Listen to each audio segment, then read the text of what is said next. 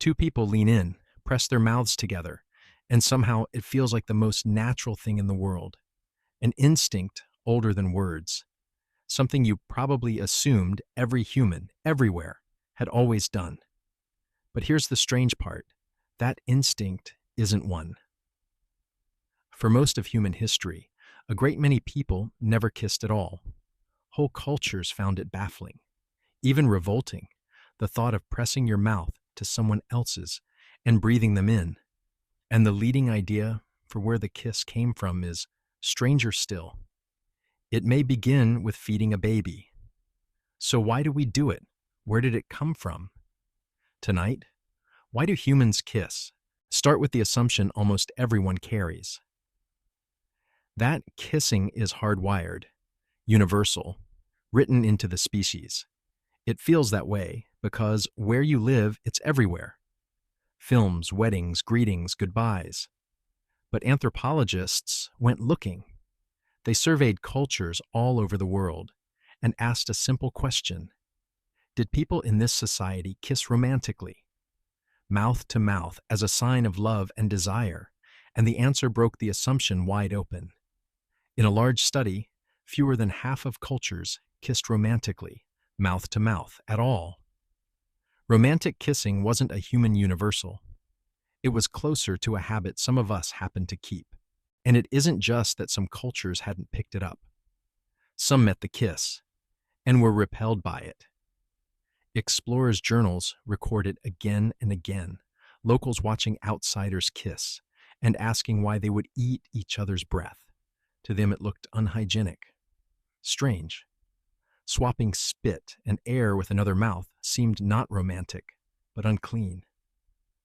And many of these cultures weren't cold or loveless. They simply showed closeness a different way. They pressed noses, they touched foreheads. Above all, again and again, they leaned in, and they smelled each other. In much of the world, the loving gesture wasn't a kiss with the lips. It was a kiss with the nose, which raises a quiet, uncomfortable thought. If the mouth kiss isn't universal, then how did this strange gesture ever become romance? To follow the trail back, we have to leave romance behind entirely and watch a mother feed her child. For most of human history, there were no blenders, no soft jars of baby food. So mothers did something direct. They chewed the food themselves, softening it, and passed it, mouth to mouth, straight to the baby. It's called kiss feeding. And here is the leading idea. That gentle mouth-to-mouth contact, pressing lips, sharing breath, may be where affectionate kissing began. A gesture that first meant, I am keeping you alive. Softening over generations into, I love you. Now, hold this loosely. This is a hypothesis, not a proven fact. We cannot rewind it 100,000 years and watch it happen. But it's a powerful one, because it explains why the gesture feels so deeply, wordlessly safe. But feeding isn't the whole story. Remember the cultures that greeted by smelling. They were onto something, because long before the mouth ever got involved, getting close to someone meant one thing. You could finally smell them. And many languages remember this. In some, the very same word means both to kiss and to smell. The kiss may simply be what happened when the smelling greeting drifted from the nose down to the lips. So which is it? Feeding or smelling? Honestly, perhaps both. The kiss probably has no single, tidy origin. It may be many old instincts, quietly braided into one gesture we now call by a single name. So, step back and look at it like an engineer. What is actually happening when two people kiss? Because for a moment, the distance between you and another person drops to zero. And at zero distance, you are sampling them. Their scent, their taste, the warmth of their skin, even the invisible mix of microbes they carry. A kiss, in other words, is a chemical assay, a test, a subconscious background check run in a single breath. And there's evidence your body is reading something real. Hints about health, and even genetic compatibility hidden in scent.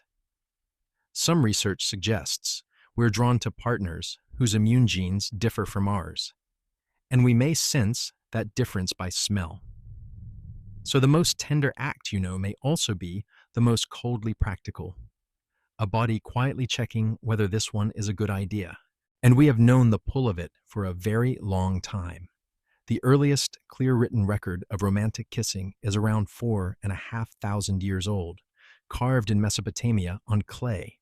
And a recent reappraisal suggests kissing was already old even then, not a habit that began there. And it isn't only us. Watch our closest cousins. Bonobos and chimps press their mouths together too, to greet, to soothe, to reconcile. So when you kiss, listen to what your body does. Oxytocin rises, the bonding chemical. Dopamine surges, reward, focus, wanting. And the stress hormone, cortisol, drops. In a single kiss, the body is bonded, rewarded, and calmed, all at once. It feels like magic. It's chemistry, a small, precise cascade, firing the moment two mouths meet. So sit with the strange shape of it.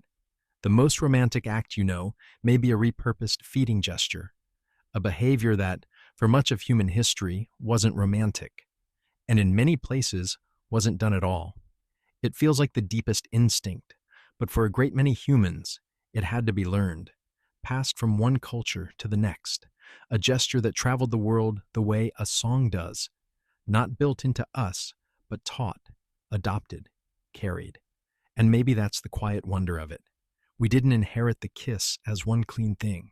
We borrowed it, learned it, carried it, and chose again and again to keep it. Because what looks like pure instinct is almost never only instinct. It's history, biology, and choice, braided so tightly we can't feel the seams. A kiss carries an ancient mother's care, a body's quiet test, and a culture's borrowed habit, all in one breath. And knowing all that doesn't make it smaller. If anything, it makes the smallest gesture feel impossibly full.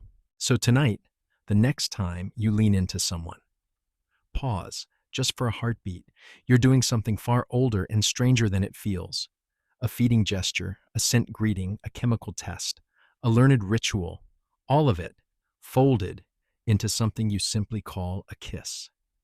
If this made you see something ordinary a little differently, subscribe and stay curious. Sleep well. You're a little less in the dark now. I'll see you at the next Midnight Question.